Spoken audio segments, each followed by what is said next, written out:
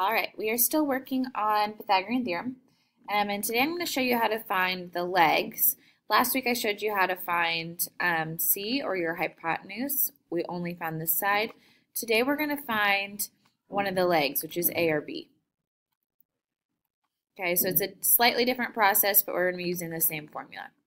So go ahead and write down this definition. The legs are the shorter sides of your right triangle. Okay, so A and B. They're always connected to your 90-degree angle, which means they make an L shape. They are A and B in our formula.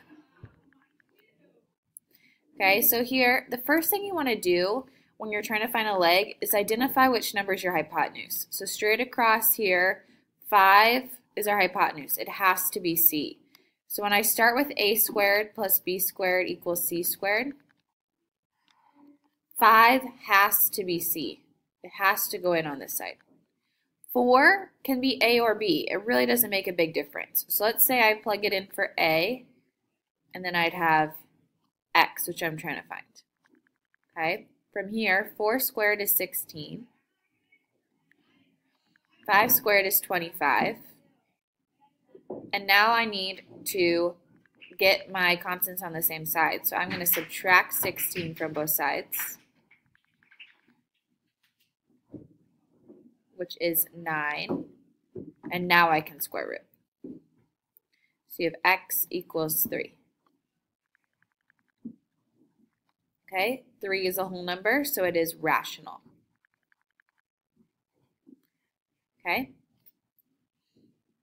so you got a 3, 4, 5 triangle. All right, here, we're going to start by identifying our hypotenuse.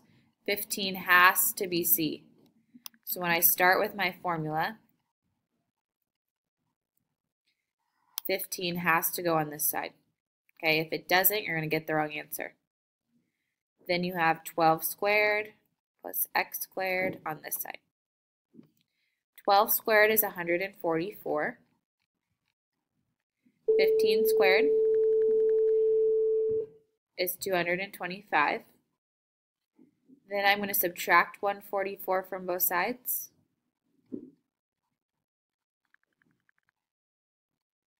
And I get 81. Then from here you square root. X equals 9. Since this is a whole number, it is rational. And this side right here is 9. Okay? Another quick way to make sure you're on the right page is your answer should be smaller than 15. Or on this one, our answer should have been smaller than 5. If you ever get anything bigger than your hypotenuse when you're looking for a leg, then you've probably plugged it in the wrong spot. All right? So let's try this one. Again, the first thing I'm going to do is identify my hypotenuse. 11 has to be C. Okay, and these triangles can be turned different ways, so I like to just draw an arrow for my 90-degree angle.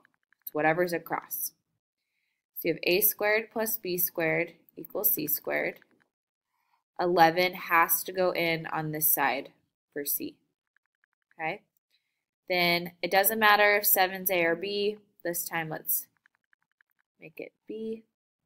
And if you noticed, again, it doesn't matter which order you put them in, but I kind of like to do A and then B. Some people like to put them in smallest to biggest. A and B don't make a big difference, but I typically do A and B when I'm plugging it in. So 7 squared is 49. 11 squared is 121.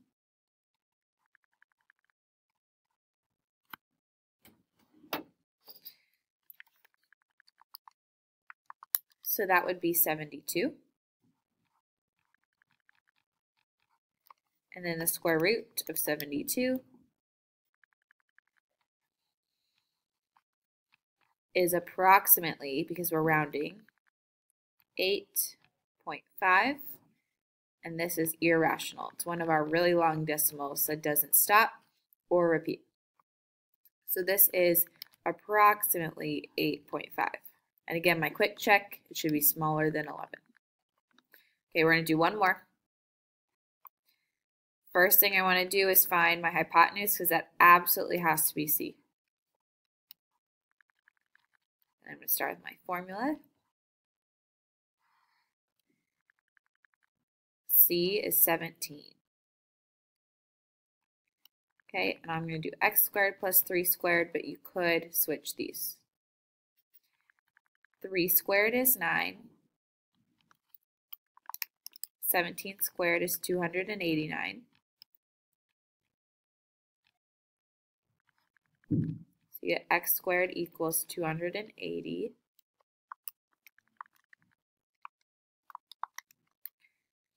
Which is approximately, again, we're going to have to round, 16.7.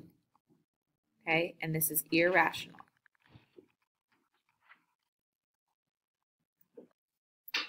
So this side is approximately 16.7, and that makes sense because it is smaller than 17. All right, your assignment today is a worksheet, so raise your hand and I will get that to you.